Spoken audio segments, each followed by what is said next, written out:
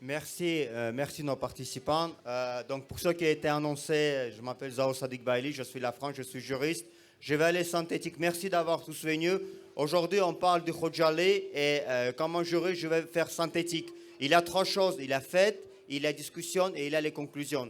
Les faits concernant le Khojaly, les crimes perpétrés du 25 à 26 février 92 sont établis parfaitement. Les faits, les témoignages, les rapports des organisations internationales et plus de 200 autopsies ont été réalisées. Même si aujourd'hui l'Arménie et les Arméniens le régnaient, même si le révisionnisme arménien, le crime, les faits factuels sont établis.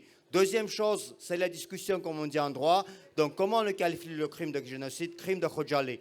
C'est un crime particulièrement odieux qui fait en sorte que tous les trois critères sont réunis. C'est à la fois crime de guerre parce qu'il a été commis par les criminels de guerre arméniens, par les paramilitaires ou militaires arméniens, par ceux qui faisaient partie du régiment numéro 366 qui faisait partie des forces armées russes d'origine arménienne. C'est à la même temps crime contre l'humanité parce que la façon qui a été perpétrée, les froidements abattus, les personnes, les scalps enlevés, les traitements humains et dégradants, ça fait que c'est un crime contre l'humanité et c'est un crime de génocide parce qu'en droit, la définition du crime de génocide, c'est une intention volontaire de tuer un groupe de personnes sur un critère.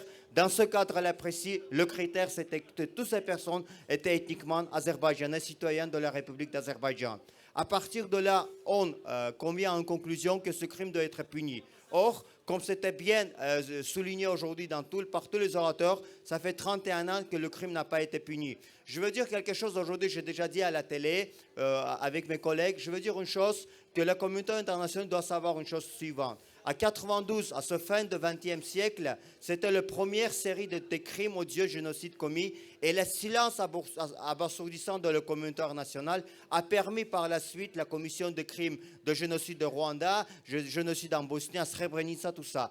Tout ça, ça montre la paralysie du droit international, la paralysie des institutions, mais pour que ce se répète plus jamais, pour que plus jamais personne ne commette ce genre de crime, ce crime doit être puni.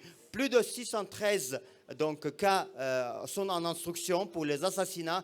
Plus de 600 personnes sont poursuivies et il faut que le criminel de guerre arménienne se réponde devant la justice. Même tous ceux qui se croient intouchables comme M. Sarkissian, qui se permet par les voies de presse de dire que ce crime a été justifié, qui se vantait, etc. Donc tout ça, ça va être puni, j'en suis convaincu, et pour ça notre voix doit se lever. Merci encore à tous d'avoir venu aujourd'hui. Et notre voix aujourd'hui pour l'Europe et pour la France, pour le monde, c'est justice pour Khojaly. Justice pour Khojaly. Justice pour Khojaly. Merci beaucoup à tous. Çok sağ olun.